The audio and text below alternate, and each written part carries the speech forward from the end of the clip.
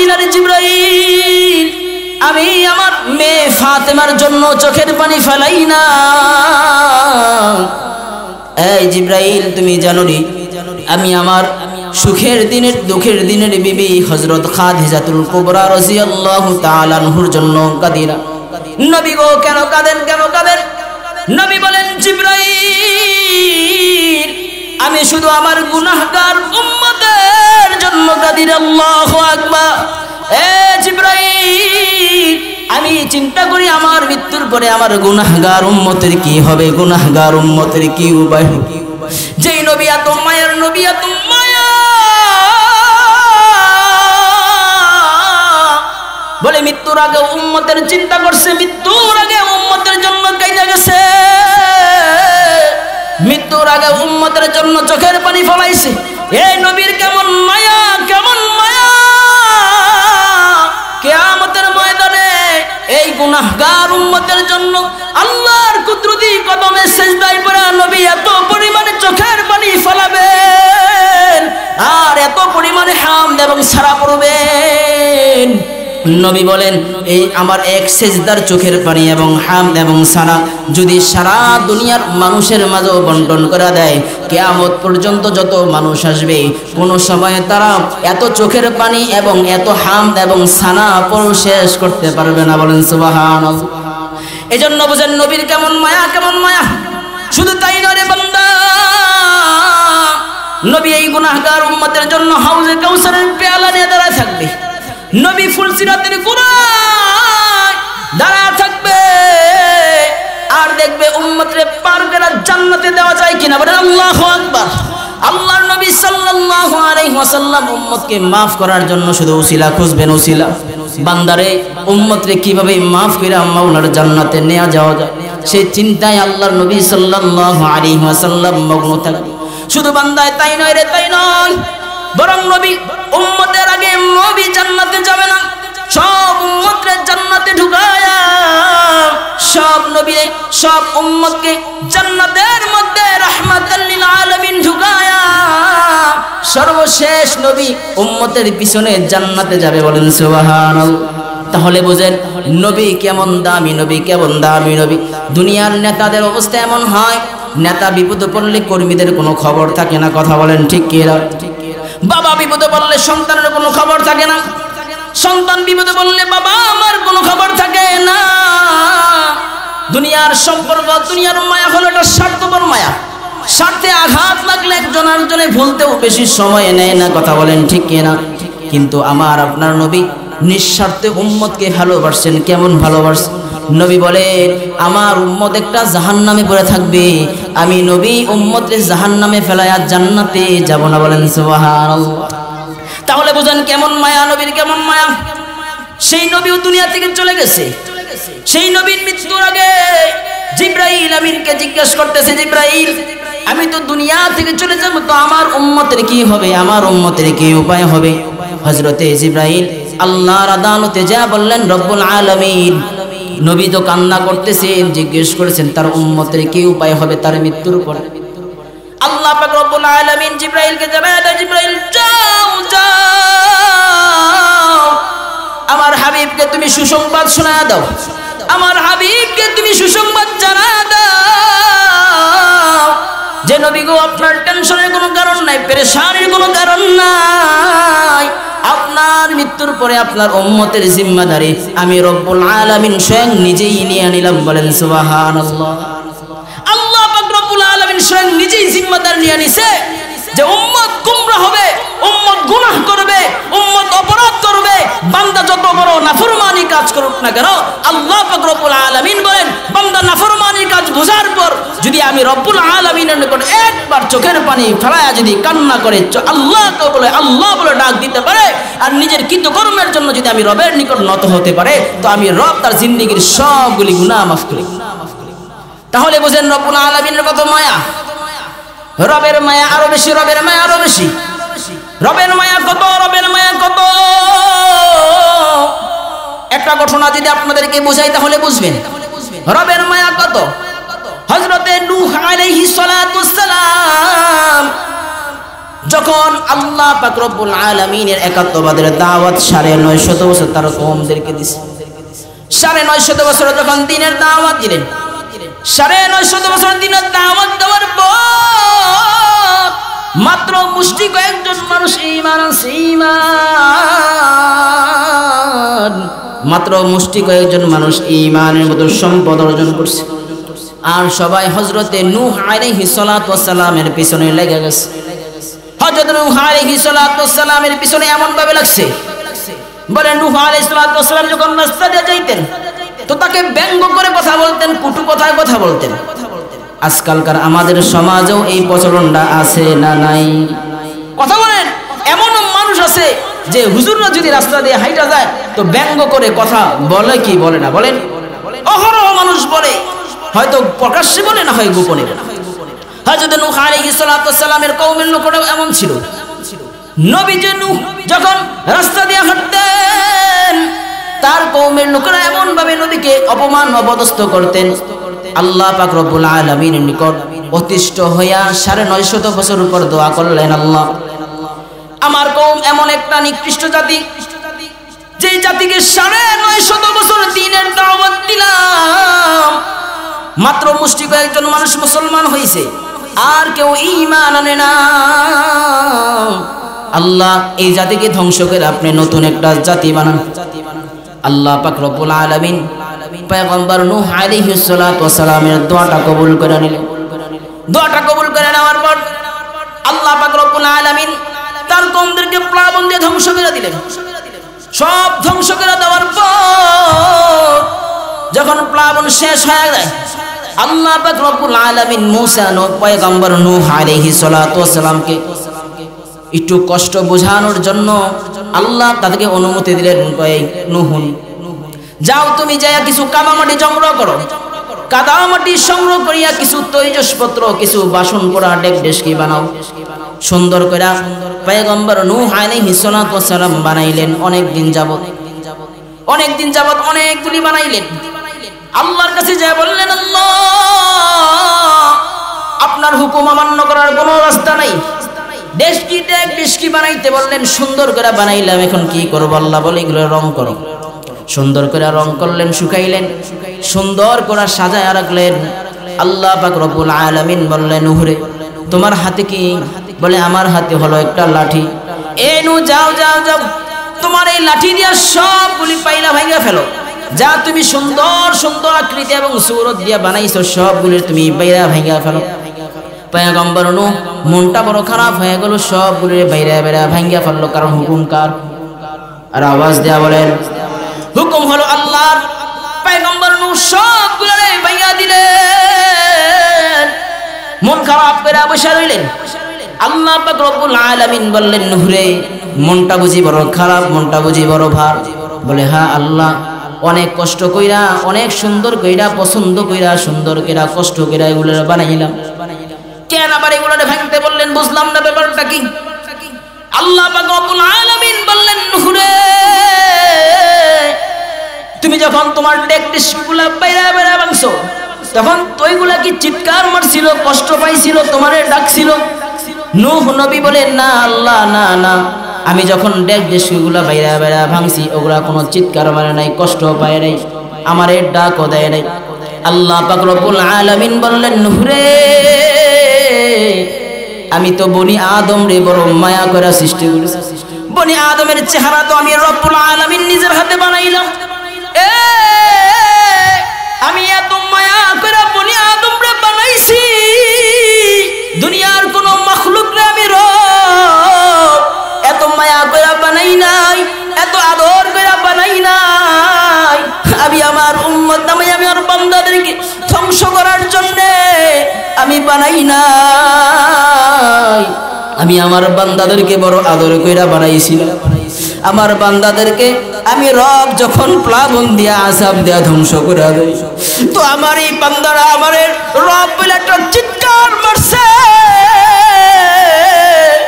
আমি আল্লাহরে এমন বইলা ডাকছে, আমি রবের নিকট এমন ভাবে মাথা নত করে চিৎকার মারছে,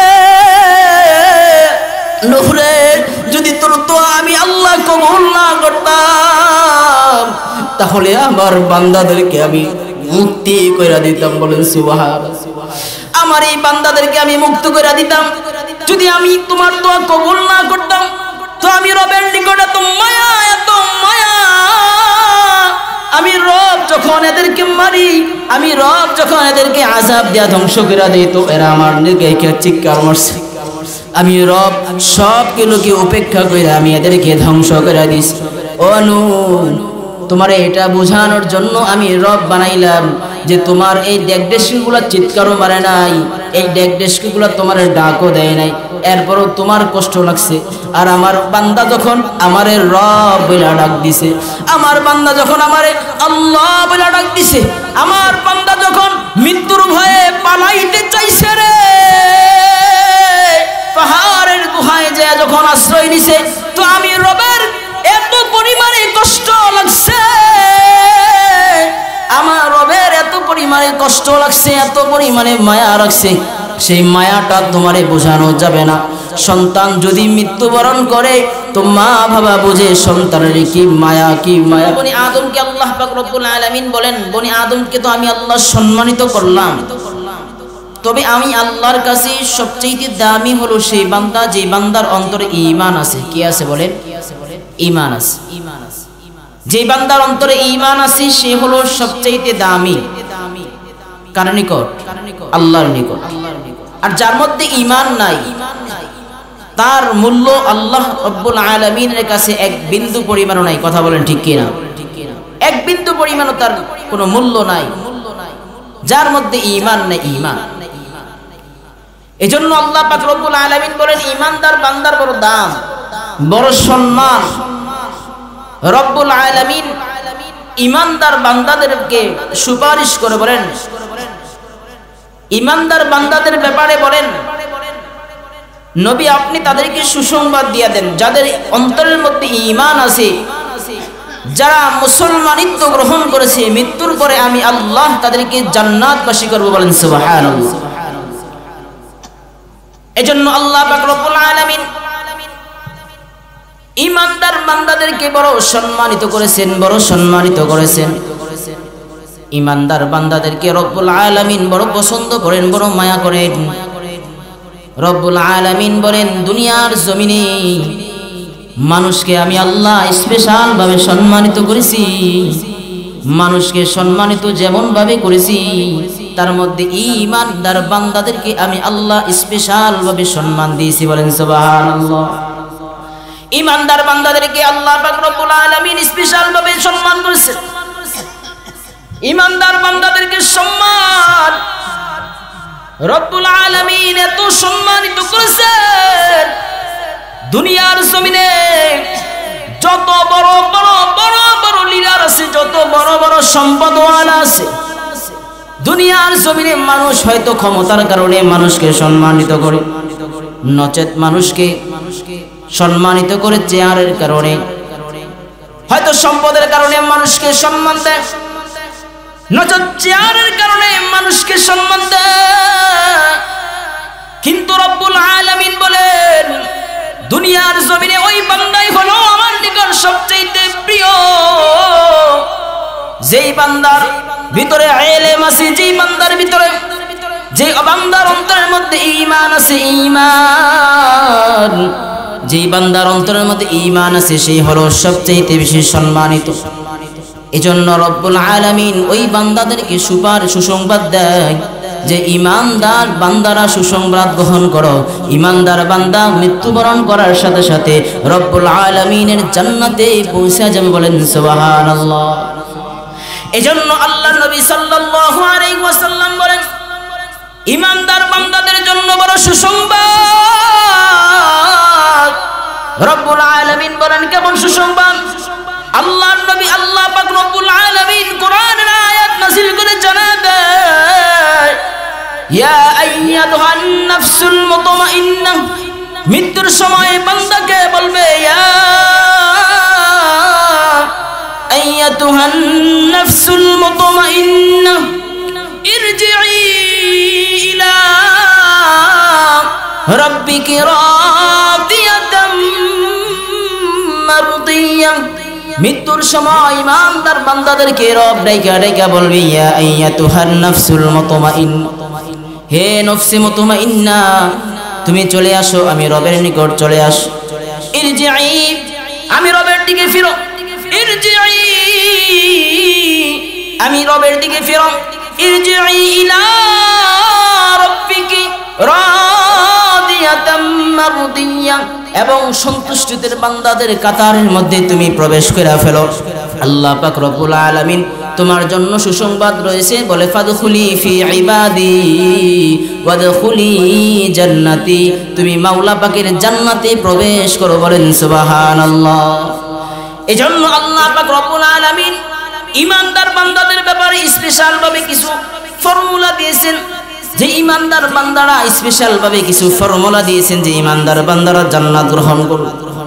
এজন্য নবী বলেন, দুনিয়ার জমিনে যত মাখলুক আছে সব মাখলুকের মৃত্যুর স্বাদ আস্বাদন করতে হবে, এতে কোনো সন্দেহ নাই। দুনিয়ার জমিনে যত মাখলুক আছে সবগুলি মাখলুকের মৃত্যুর স্বাদ আস্বাদন করতে হবে। কোন মাখলুক মৃত্যু থেকে পালাইতে পারবে না।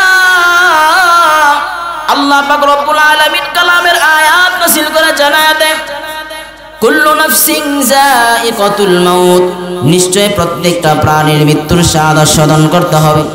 কারণ ঈমানদার বান্দা জানে মৃত্যুবরণ করার সাথে সাথে মাওলার জান্নাত।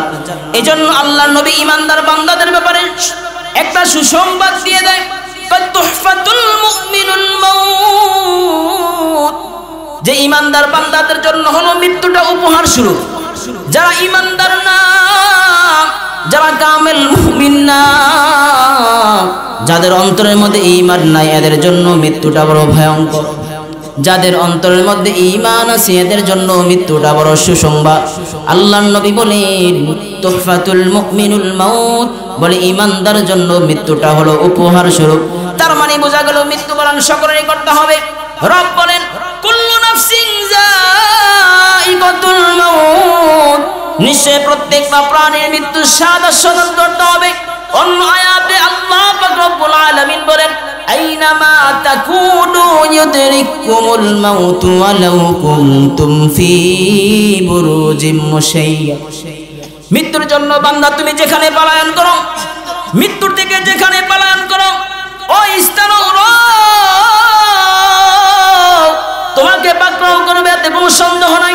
কবি বলেন, মরণ থেকে যতই পালাও, মরণ থেকে যতই পালাও, মরণ তোমায় লইবে ঘিরে। যদিও শুধুর আকাশ প্রাণে পালাও, সেথায় লাগিয়েছি নদী পথে নৌকা চালাও। কেরে মাঝি ভাই, বেলা ডুবার আগে আমি ওপার যেতে চাই। ডুবে গেলে বেলা যে আর উঠে না, ভেঙে গেলে মেলা যে আর জমে না। এজন্য মৃত্যু এমন একটা হাতিয়ার যে মৃত্যুবরণ করার পরে বান্দা তুমি চাইলেও অনেক আমল করতে পারবা না। মৃত্যুর পরে তুমি চাইলেও মাওলার জান্নাত পেতে পারবা না। এজন্য যদি মাওলা পাকের জান্নাত পেতে চাও, তাহলে মৃত্যুর আগেই মাওলা পাকের জান্নাত কামাই করে নাও। বলে মাওলা পাকের জান্নাত কিভাবে কামাই করব? বলে মাওলা পাকের জান্নাত কামাই করার জন্য তোমাকে বেশি থেকে বেশি পরিমাণে নেক আমল করার প্রয়োজন। কথা বলেন ঠিক কিনা? বেশি থেকে বেশি পরিমাণে রবের ইবাদত তোমার করা ছাড়া কোনো বিকল্প রাস্তা নাই, কোনো বিকল্প রাস্তা। এজন্য রবের ইবাদত যে যত বেশি করবে, রবের ইবাদত যে বান্দা যত বেশি করবে, ওই বান্দার জন্য জান্নাতটা তত সুন্দর হয়ে যাবে।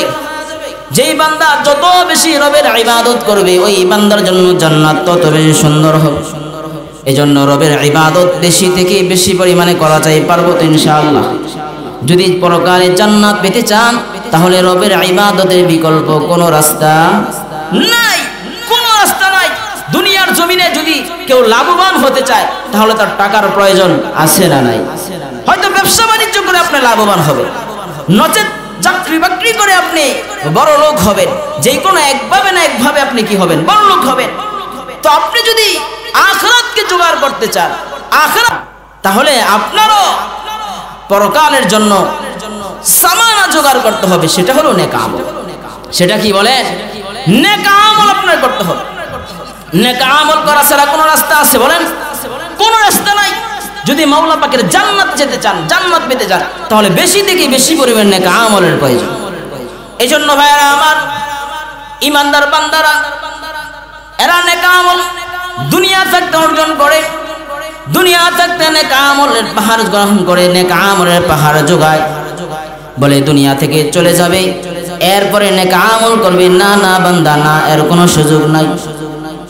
যেমন দুনিয়ার জমিনে মৌসুম আসে, মৌসুম ঝড়ের সময় আম কুড়ানোর জন্য যদি ঝড়ের পরে যান আম পাবেন? সবাই বলেন পাবেন না? আম পাওয়ার কোনো সুযোগ নাই। বলে ঝড়ের সময় আম কুড়ানোর সময়। তদ্রূপ ইমানদার বান্দা তার হায়াতের আগে, হায়াত শেষ হওয়ার আগেই ইমানদার বান্দা নেক আমলকে কুড়ায় নেয়, জান্নাত কামাই করে নেয়। এরাই হলো জ্ঞানী। আল্লাহ পাক রব্বুল আলামিন এদের ব্যাপারে সুসংবাদ দেয়, বলে যারা ইমানদার বান্দা, যারা ইমানদার, এরা যেন সুসংবাদ গ্রহণ করে নেয়, এরা যেন রবের জান্নাতের অপেক্ষায় থাকে। বলেন সুবহানাল্লাহ। এরা যেন রবের জান্নাতের অপেক্ষায় থাকে, যারা দুনিয়ার জমিনে নেক আমলের পাহাড় জমাই করে। এজন্য বান্দা, দুনিয়ার জমিনে আমি আপনি আছি, আজকে আছি কালকে চলে যাবে, কোনো গ্যারান্টি আছে? না না না, আমি আর আপনি আজকে আছি, এমন একটা দিন আসবে আমি আপনি থাকবো না। এখানে বসে বসে আপনারা কথা শুনতেছেন, আমি এখানে বসে বসে কথা বলতেছি, এমন একটা সময় আসবে আমিও আপনি কেউ থাকবো না। সবাই যার যার মতো চলে যাব, কেউ কারো থাকবো না। সবাই একদিন অন্ধকার কবরের বাসিন্দা হয়ে যাবে। এই জমিনে কত মানুষ আসছিল, কত ক্ষমতাওয়ালা মানুষ আসছিল, কত সম্পদওয়ালা মানুষ আসছিল, আজ পর্যন্ত তা কেউ থাকতে পারে নাই। তার মানে বোঝা যায় দুনিয়ার ক্ষমতা দিয়ে চিরজীবন থাকা যায় না, দুনিয়ার সম্পদ দিয়েও চিরজীবন থাকা যায় না, দুনিয়ার কোনো কিছু দিয়া ডাক্তার ধরেও চিরজীবন থাকা যায় না। বলে মৃত্যুর স্বাদ প্রত্যেকটা মানুষকে গ্রহণ করতে হবে। এজন্য নবী বলেন, মৃত্যুর আগে তুমি তোমার জান্নাতকে গ্রহণ করে নাও, তোমার জান্নাত কামাই করে নাও। মৃত্যুর আগে তুমি তোমার জান্নাতকে সংগ্রহ করে নাও, মৃত্যুর আগে তুমি তোমার জান্নাতকে সাজায় নাও। বলে আমি আর আপনি কিভাবে জান্নাত সাজাবো? বলে আমি আর আপনি জান্নাত সাজাইতে হইলে বেশি থেকে বেশি পরিমাণের নেক আমলের প্রয়োজন। কথা বলেন ঠিক কিনা? বেশি থেকে বেশি পরিমাণের নেক আমলের প্রয়োজন যদি আমি আর আপনি জান্নাত কামাই করতে চাই। এজন্য ভাইয়ারা আমার, মৃত্যু এটা কাউকে বইলা আসে না, মৃত্যু কাউকে বইলা আসছে, মৃত্যু কাউকে বইলা আসে না। দুনিয়ার জমিনে এমন কোন রেকর্ড নাই যে মৃত্যু বইলা আসে। তবে একজনের ব্যাপারে মৃত্যু বইলা আসছে, মালাকুল মউত হযরত আজরাইল একজনের ব্যাপারে বইলা আসছে। তিনি হলেন আমার আপনার নবী জনাবে মুহাম্মদুর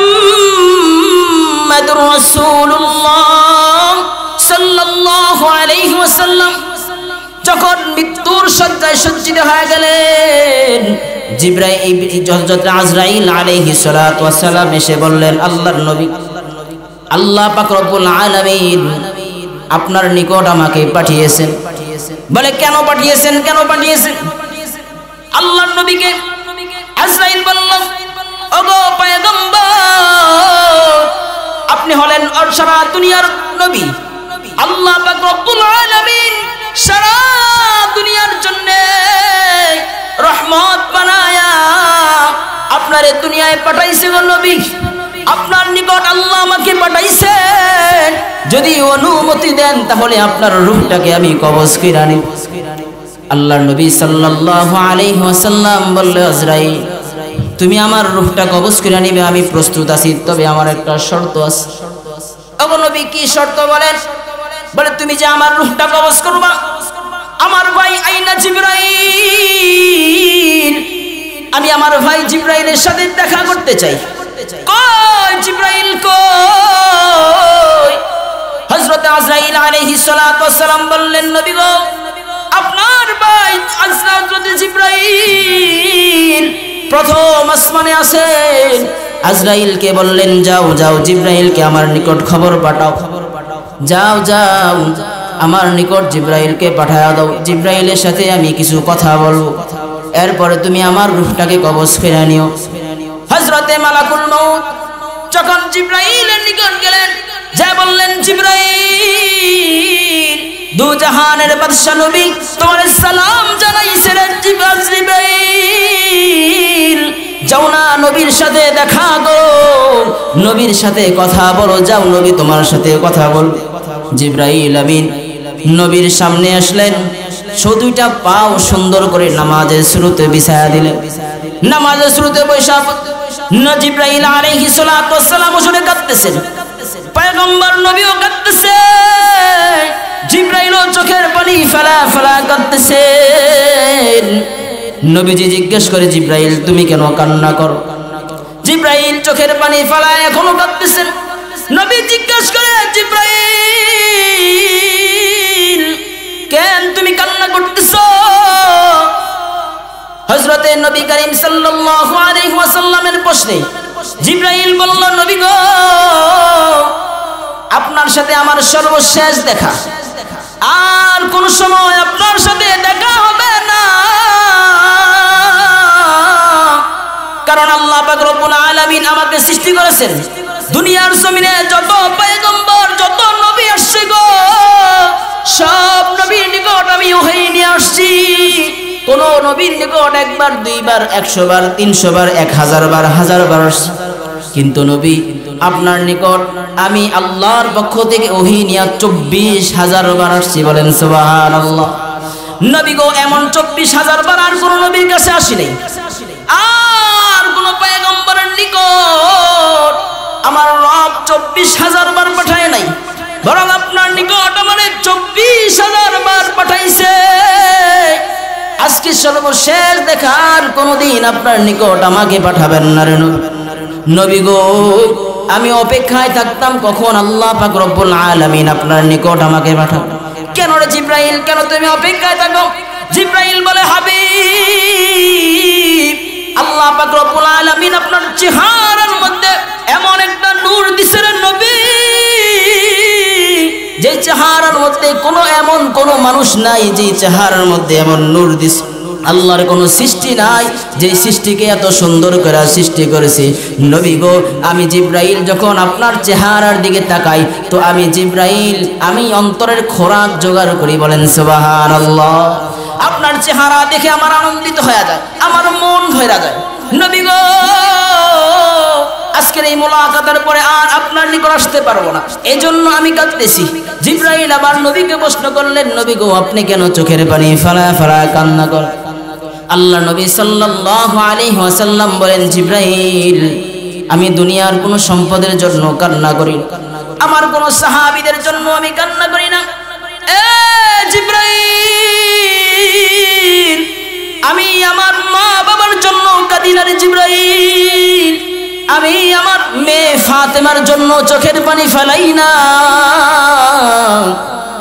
এই জিবরাইল তুমি জানো রে, আমি আমার সুখের দিনের দুঃখের দিনের বিবি হযরত খাদিজাতুল কুবরা রাদিয়াল্লাহু তাআলা আনহুর জন্য কাঁদি না।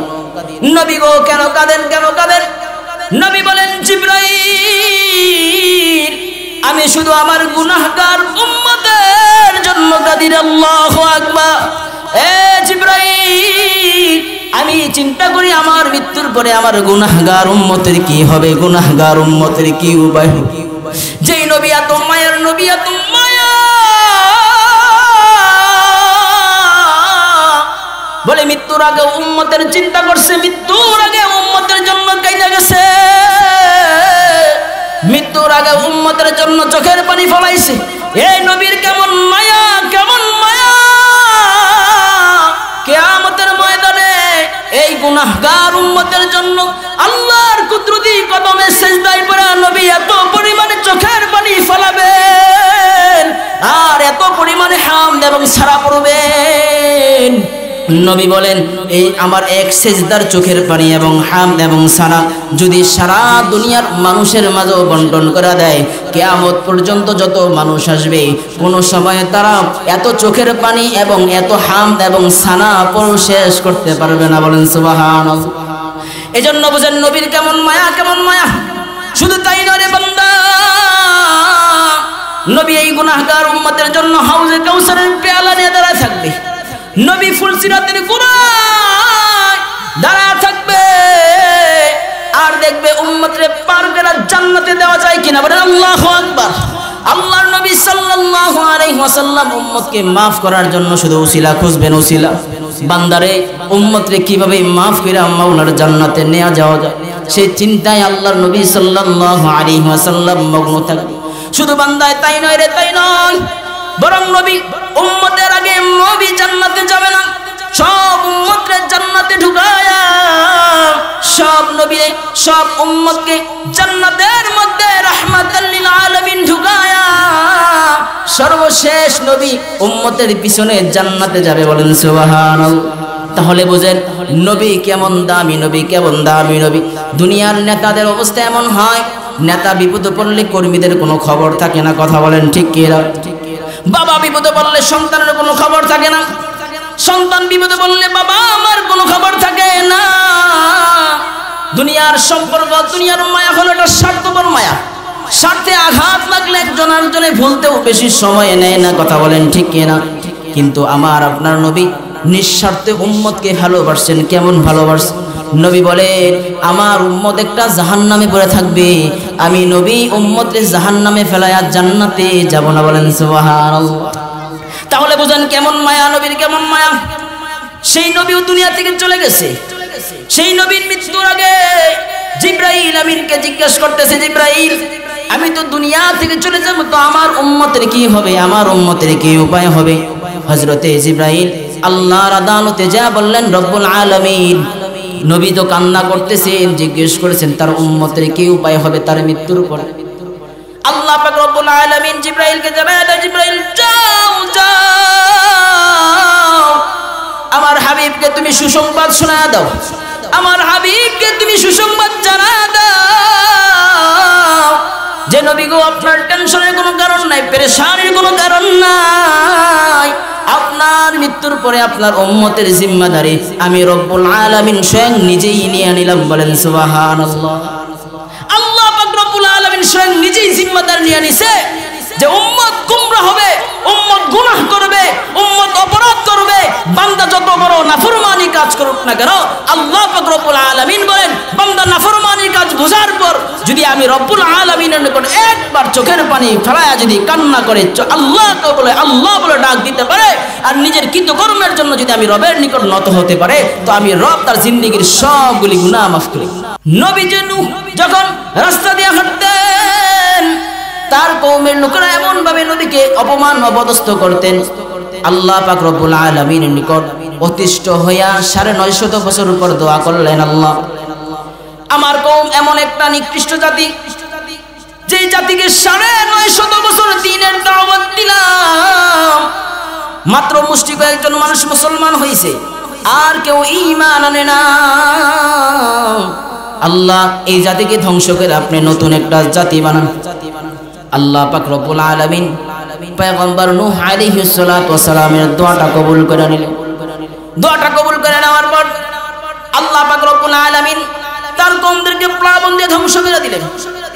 সব ধ্বংস করে দেওয়ার পর যখন প্লাবন শেষ হয়ে যায়, আল্লাহ পাক রব্বুল আলামিন মূসা পয়গম্বর নূহ আলাইহিস সালাতু ওয়াস সালামকে একটু কষ্ট বোঝানোর জন্য আল্লাহ তাদেরকে অনুমতি দিলেন, নূহ যাও তুমি যাইয়া কিছু কাদামাটি সংগ্রহ করো, কাদামাটি সংগ্রহ করিয়া কিছু তৈজসপত্র, কিছু বাসন পোড়া ডেক ডেস্কি বানাও।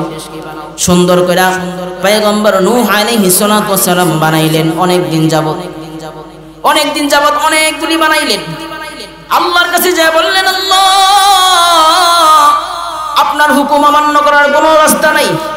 ডেস্কি ডেক ডেস্কি বানাইতে বললেন, সুন্দর করে বানাইলাম, এখন কি করব? আল্লাহ বলে এগুলো রং করো। সুন্দর করে রং করলেন, শুকাইলেন, সুন্দর করে সাজায় রাখলেন। আল্লাহ পাক রব্বুল আলামিন বললেন, নূহরে তোমার হাতে কি? বলে আমার হাতে হলো একটা লাঠি। এ নূহ যাও যাও যাও, তোমার এই লাঠি দিয়া সবগুলি পাইলা ভাঙা ফেলো, যা তুমি সুন্দর সুন্দর আকৃতি এবং সূরত দিয়া বানাইছো সবগুলি তুমি বাইরা ভাঙা ফেলো। পয়গম্বর নূহ মনটা বড় খারাপ হয়ে গেল, সবগুলি বাইরা বাইরা ভাঙা ফেললো। কারণ হুকুম কার? আর আওয়াজ দেয়া বলেন, হুকুম হলো আল্লাহর। পয়গম্বর নূহ সবগুলো ভাঙা দিলেন। মন খারাপ করে বসে রইলেন। আল্লাহ পাক রব্বুল আলামিন বললেন নূহ রে মনটা বুঝি বড় খারাপ, মনটা বুঝি বড় ভার। বলে হ্যাঁ আল্লাহ, অনেক কষ্ট কইরা, অনেক সুন্দর কইরা, পছন্দ কইরা, সুন্দর কইরা, কষ্ট কইরা এগুলো বানাইলাম, কেন আবার এগুলো ভাঙতে বললেন? বুঝলাম না ব্যাপারটা কি। আল্লাহ পাক রব্বুল আলামিন বললেন নূহ রে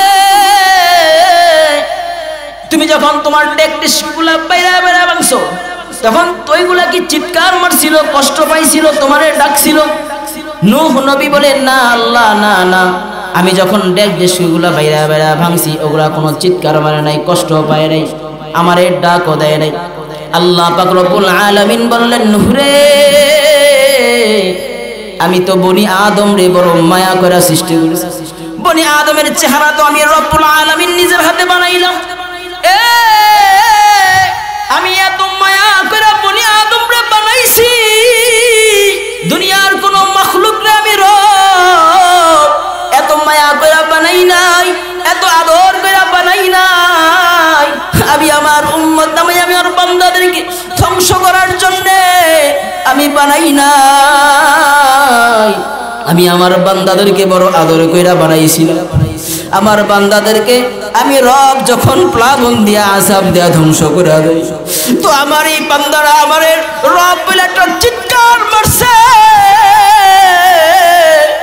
আমি আল্লাহরে এমন বইলা ডাকছে, আমি রবের নিকট এমন ভাবে মাথা নত কইরা চিৎকার মারছে।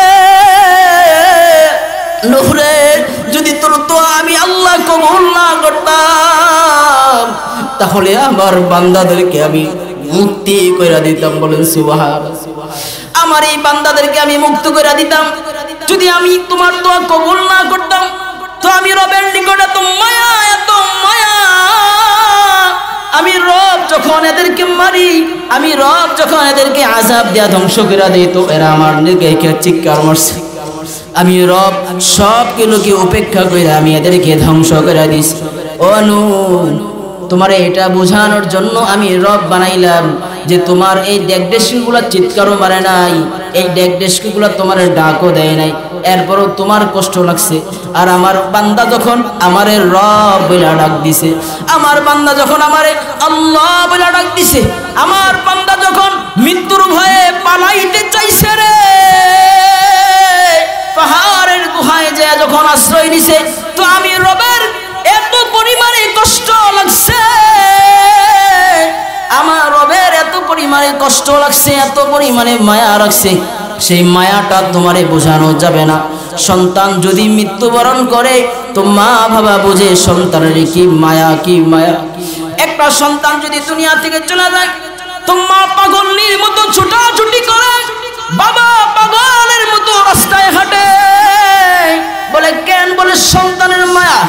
এ বান্দা বলো সন্তান কি তুমি বানাইছো? বলে না না, সন্তান আমি বানাই নাই। সন্তান বানানে বলা হলো আল্লাহ, সন্তানকে আমি আপনি বানাই নাই, এরপর সন্তানের জন্য এত মায়া। সন্তানকে শুধুমাত্র 10 মাস 10 দিন গর্ভ রাখছে মা, সন্তান মৃত্যুর পরে মা পাগল হয়ে যায়। রব্বুল আলামিন বলেন এই মা তো সন্তানের রিজিকের ব্যবস্থা করে না, আমি রব সন্তানের রিজিক খাওয়াই, আমি রব সন্তানকে এত পরিমাণে নিয়ামত দিই, আমি রবের নিয়ামত দিয়া, আমি রবের নিয়ামত খাইয়া, আমি রবের রিজিক পাইয়া এই বান্দার জন্য এত পরিমাণে মায়া যে বান্দা যখন অসুস্থ হয়ে যায়, সন্তান যখন অসুস্থ হয়ে যায় তো বাপ পিতা মাতার অবস্থাটা এমন হয়, তারা পাগলের মতো হয়ে যায়। এজন্য রব্বুল আলামিন বলেন সবচেয়ে বেশি আমি রব মায়া করি। দুনিয়ার মানুষদেরকে যত % মায়া দিছেন 100 ভাগের মায়ার এক সামান্য পরিমাণে মায়া দুনিয়ার সব মাখলুকের মাঝে বিলায় দিছেন, সব মাখলুকের মাঝে বিলায় দিছেন। তো মায়ার কত পাওয়ার, কত পাওয়ার। মানুষ যখন বিপদে পড়ে যায় তো মানুষ এই বিপদের জন্য পেরেশানির মধ্যে এত পরিমাণে পড়ে তার ভাষা প্রকাশ করা যায় না। রব্বুল আলামিন বলেন 100 ভাগ মায়ার 99 ভাগ মায়া আমি রবের জিম্মায় রেখেছি। বলেন সুবহানাল্লাহ। এজন্য রব ঘোষণা দিয়া দেয়, বলে ইয়া আইয়াতুহান নাফসুল মুতমাইন্নাহ ইরজিই ইলা রাব্বিকি রাদিয়াতাম মারদিয়াহ, বলে ঈমানদার বান্দাদেরকে আমি রব মৃত্যুর সময় ইস্তেকবাল দিয়া তাকে জান্নাতের সুসংবাদ শোনায় দেই। বলেন সুবহানাল্লাহ। এজন্য ভাইরা আমার রবের এত মায়া, রব আপনাকে এত এত পুরস্কার দিবেন। শুধু তাই না, বরং বান্দা আপনি যত বড় গুনাহ করেন, যত বড় অপরাধ করেন, রবের নিকট চোখের পানি ফেলা যদি একবার গুনাহের জন্য ক্ষমা চাইতে পারেন, একবার গুনাহের জন্য তওবা করতে পারেন, তওবায়ে নাসুহা যদি করতে পারেন, একনিষ্ঠ তওবা করতে পারেন, তাহলে রব আপনার জিন্দেগীর সবগুলি গুনাহ মাফ করে দেবে। বলেন সুবহানাল্লাহ।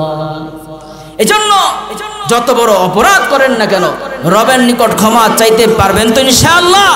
আজকে মাহফিল থেকে তওবার নিয়তে সবাই বসবেন আর মনে মনে নিয়ত করবেন যে আজকে মাহফিল আমার জন্য শেষ মাহফিল হতে পারে। এজন্য তওবায়ে নাসুহার নিয়তে বসবেন এবং উলামায়ে কেরামের আলোচনা শুনবেন এবং নিজের আত্মাকে বুঝাবেন, নিজের অন্তরকে বুঝাবেন যে দুনিয়ায় আমরা যে অপরাধ করছি, দুনিয়া আমরা যেভাবে চলছি, হায় হায় এটা তো আমার আসল জিন্দেগি নয়, আমার আসল জিন্দেগি হলো পরকাল। কথা বলেন ঠিক কি না? মুসলমানের আসল জিন্দেগি কোনটা? পরকাল। আখিরাত হলো মুসলমানের আসল জিন্দেগি। এজন্য ভাইয়েরা আমার, আসুন আমরা তওবার নিয়ত আজকে মাহফিলে বসি এবং একনিষ্ঠ তওবা করি। আল্লাহ পাক রব্বুল আলামিন মৃত্যুর আগে সকলকে পরিপূর্ণ তওবায়ে নাসুহা করে আল্লাহর প্রিয় গোলাম বানায়া আল্লাহ যেন কবরবাসী করেন। সকলে জবান খুলে বলেন আমিন। ওয়া আখিরু দাওয়ানা আলহামদুলিল্লাহি রাব্বিল আলামিন।